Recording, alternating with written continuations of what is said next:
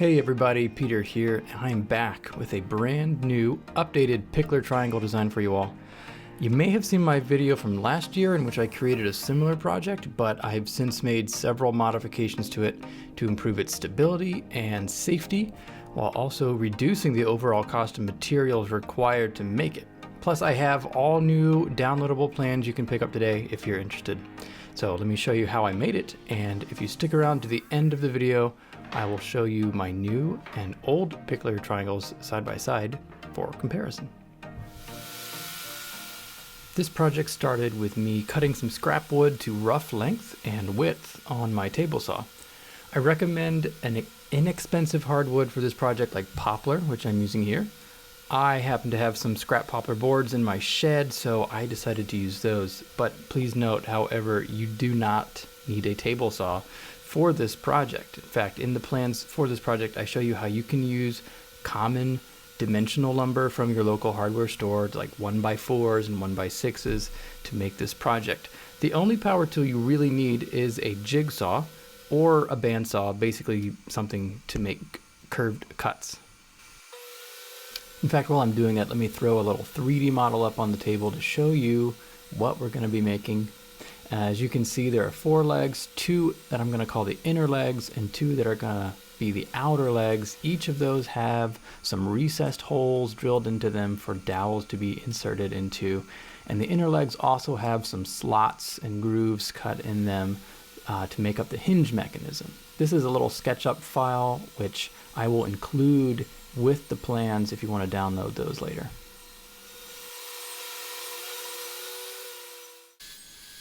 After ripping my boards to a consistent width, I used my saw to cross-cut a few pieces, which I will then glue together in the next step to form the rough shape of the legs. Now again, this could be done with a jigsaw or a handsaw or a miter saw.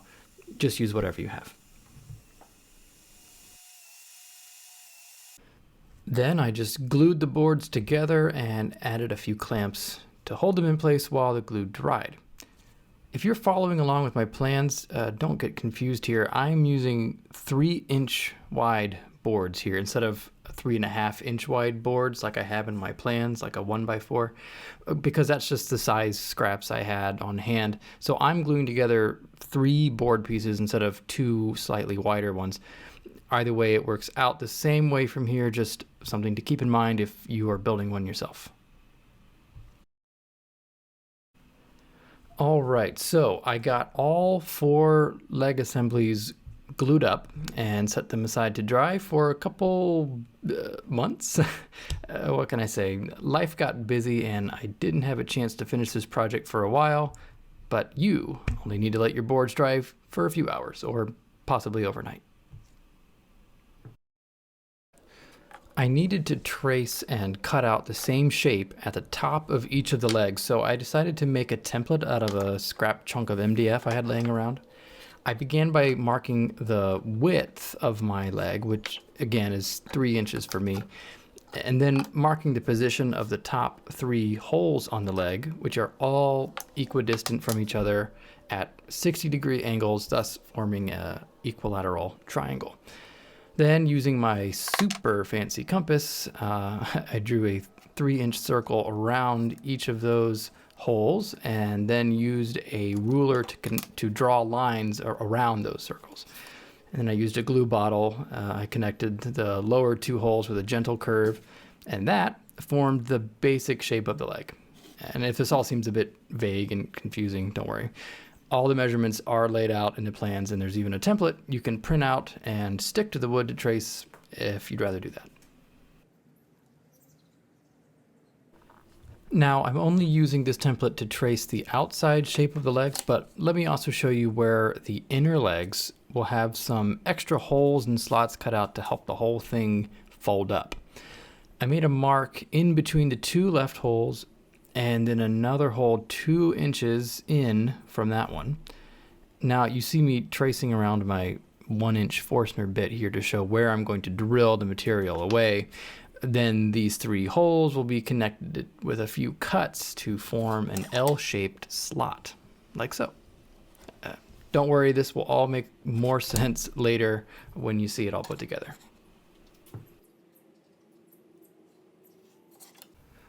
So with that template made, it was time for me to cut it out and then trace that shape onto the tops of my legs.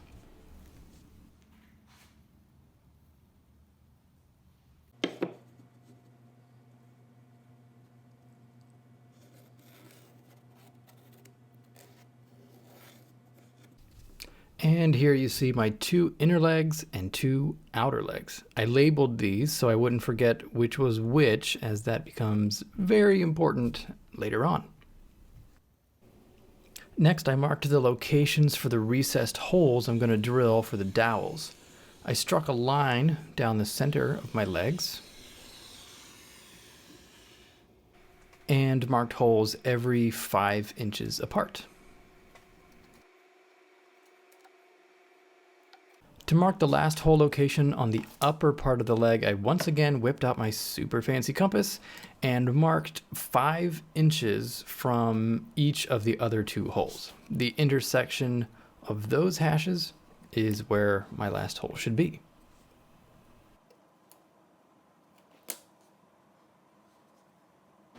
I also used my compass to round off the bottom of each of the legs. Okay, finally, time to cut. Using my jigsaw, I cut the outside shape of each of the legs.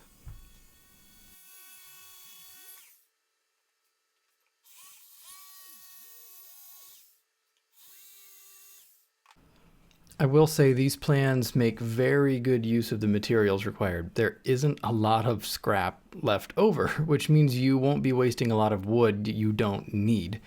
In fact, this here is all the scrap pieces that were left after cutting out all 4 legs, so not bad. Next, I needed to sand them to get rid of some burn marks you see there and even out any inconsistencies between the legs. So I used painter's tape to stick 1 inner leg and 1 outer leg together so they'd match up, and then took them over to my belt sander.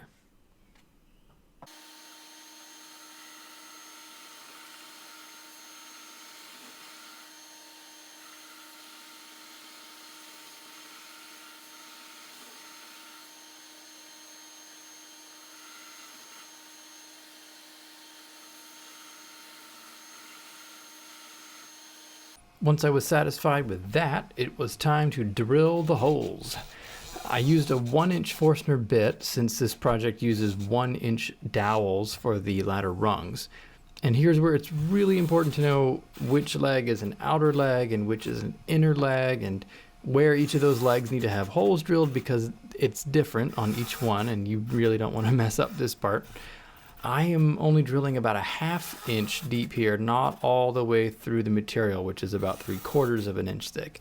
And it just so happens that the top of my drill bit is about 1/2 an inch thick. So I just made sure that the top of the bit was flush with the top of the board as I was drilling, and that was good enough.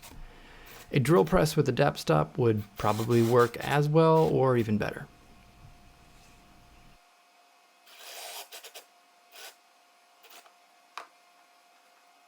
The 2 inner legs will have through holes drilled in these 4 places, as I noted before. The shaded areas here are where I'm going to cut away with my jigsaw to create the slots that are needed to let the triangle fold up.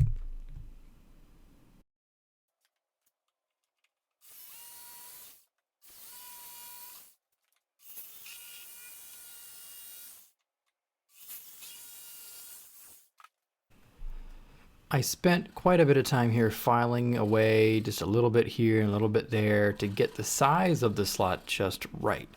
You don't want to take away too much material here or the dowel will be too loose in the slot, but if you don't take away enough, then it'll be too tight and it just won't fold up. So just keep sanding and filing until you can slide a dowel through the slot without too much resistance.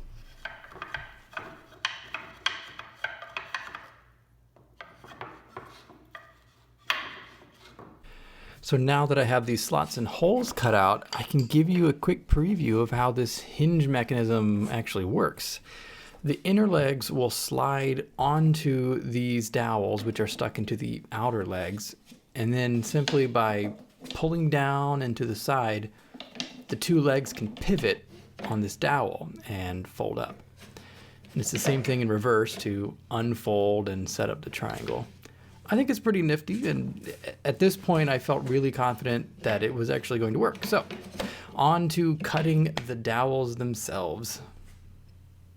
While monitoring my daughter's nap one day, I set out to cut the dowels to length. And you only need 7 4-foot long, 1-inch diameter dowels for this project. And I got these for about $5 a piece at Lowe's, so it was fairly reasonable. I set up a stop with my crosscut sled and cut 7 pieces at 24 inches wide for the outer legs. Again, this could be done with a jigsaw or a handsaw or any kind of saw, but just make sure that they're all as close to the same length as possible. Then for the inner legs, I will subtract the combined width of 2 legs to get the width I need here. They happen to be 3/4 inch each, so I subtracted 1.5 inches plus a little bit of extra for wiggle room. The inner legs ended up being about 22 3/8 inches for me, but make sure you cut them to fit your project. And you only need 6 of these.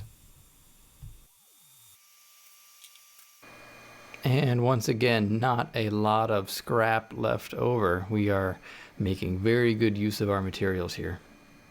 In case you're wondering how strong these dowels are, here I am standing on a scrap 2-foot piece of dowel and putting my full weight on it.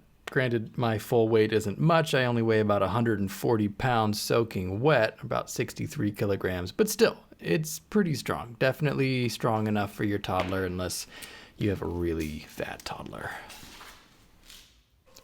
Okay, now on to what is probably the most important step in this whole process, and perhaps the most satisfying, dry assembly.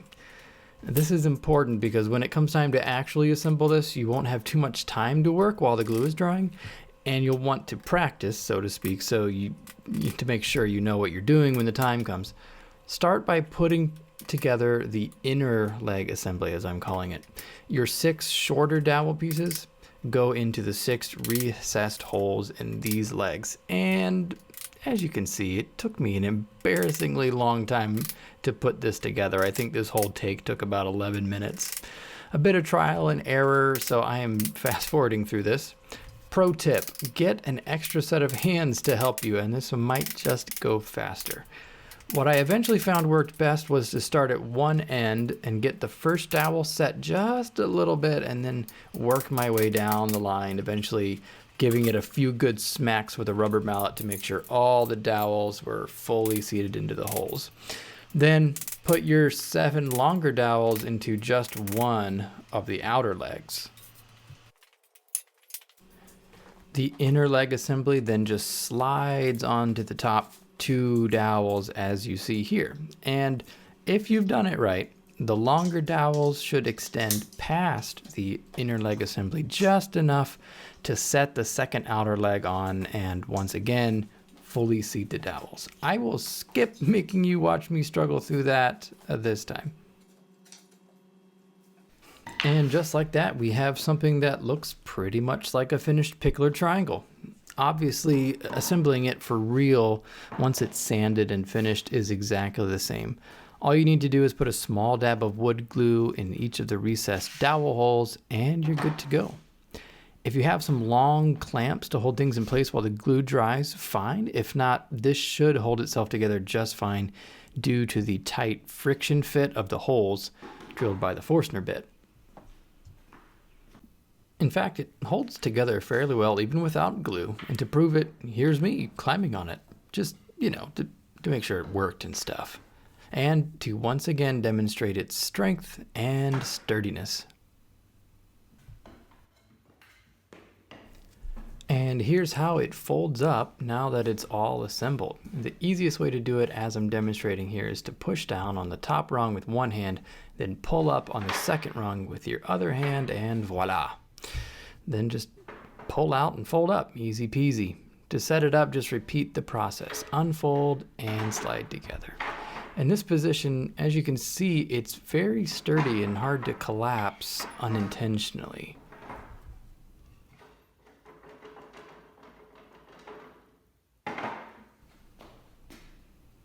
And yeah, I think I'm gonna stand on it one more time just for good measure. Oh yeah. Okay, hang tight because we are almost finished. All that's left is to disassemble it, sand it, and give it a few coats of finish. I used my sander with 80 grit, then 120 grit, and I opted to hand sand it again with 220 grit to get it nice and smooth. I sanded the dowels too, just not quite as much since I still wanted them to have a really tight fit in the holes. Just a quick sanding at 120 and 220, just enough to make sure no toddler of mine is going to get a splinter on this. I also broke the edges of all the leg pieces with some sandpaper by hand to give it a softer, smoother profile. You could probably do this with a small roundover bed and a router of some kind, but this worked just as well.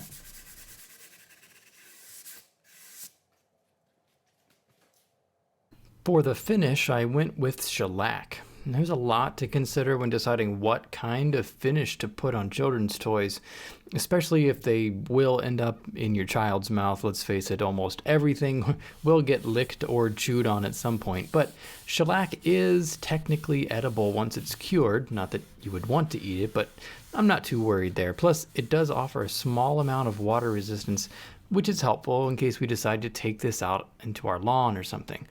Definitely do your own research and choose what works for you. Shellac also has the benefit of being fairly easy to apply. I tried using a rag, but I found that a foam brush worked a little better.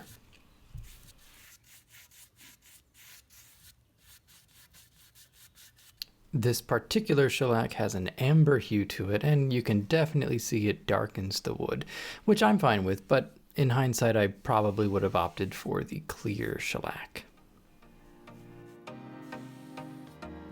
Well guys, that's it. The complete Pikler Triangle version 2.0. If you want to build one of these yourself, I have plans available. See the link in the description for that. You will get complete step-by-step instructions, a printable template, and a 3D SketchUp model for reference. This is the part of the video where one would normally tell you to subscribe and stuff, but my current pace is to put out about 2 videos a year, so chances are you'll probably forget about me by the time my next video comes out. But if this helped you, let me know in the comments. I will read all of them, and if you have any questions, I'll try to answer them too. This is the end of the formal part of this video, but if you'd like to see a quick comparison of my old Pikler and this one, I'll show you what I changed and why. Hang tight. Okay guys, so I've just stepped into my daughter's bedroom and I set up both the new and the old Pikler Triangle that I made so I could show them to you side by side. The one here on the left is the one that I just made. That's the new one you saw in this video, and this one is one that I made about a year ago after following another popular Pikler tutorial video here on YouTube. And you know, they're basically the same. I mean, they're one slightly shorter than the other one. They both have the same number of rungs, but here you can see the main difference here, and this one is much narrower and this one is much wider. I think this one I built at about 30 inches wide and this one is only 24 inches wide. And that does two things. Because there's less dowel material needed, you can buy fewer dowels. I only bought 7 4-foot long dowels and cut them in half, as opposed to this one. I think I bought 13 dowels, and that gets pretty pricey because dowels are expensive and pretty much all wood right now is expensive. But it also improved the sturdiness and the stability. Earlier you saw me standing on the new one, and yeah, I don't weigh that much, but it still held me pretty well. So I feel very comfortable about letting, 4 or 5 year olds climb on this without any problem. So the other nice thing about this design is that it's much safer. I think it's much less likely to collapse in on itself like my old one tended to. In fact, you might have seen me kind of flailing with it earlier as I pull in and out. It can't fold in on itself because of the design of this hinge. There is a slight possibility though that you could fold it out this way if you had a particularly, active toddler. It's possible they could grab onto a rung like this and pull it out like this, and then you'd be in a little bit of trouble. it should be pretty hard to do that. Once you're putting your weight on it, it's really hard to just pull that out. But if you're concerned at all about safety, you can do what I did, and I just created a little pin here with a scrap piece of the dowel, and you can barely see it. You probably can't even see it from that angle, but I drilled a small hole in here on the inside, and that just gets recessed into the outer leg. And if I stick this pin in here, now it's impossible for it to pull out. It can't go anywhere. So maybe just a little extra peace of mind to stick a little locking pin in there like that. But there you go. All right, that's it for this video. Thank you so much for watching. Give me a like if you appreciated this, and if you subscribe, I will see you in my next video, whenever that may be. Have a great day.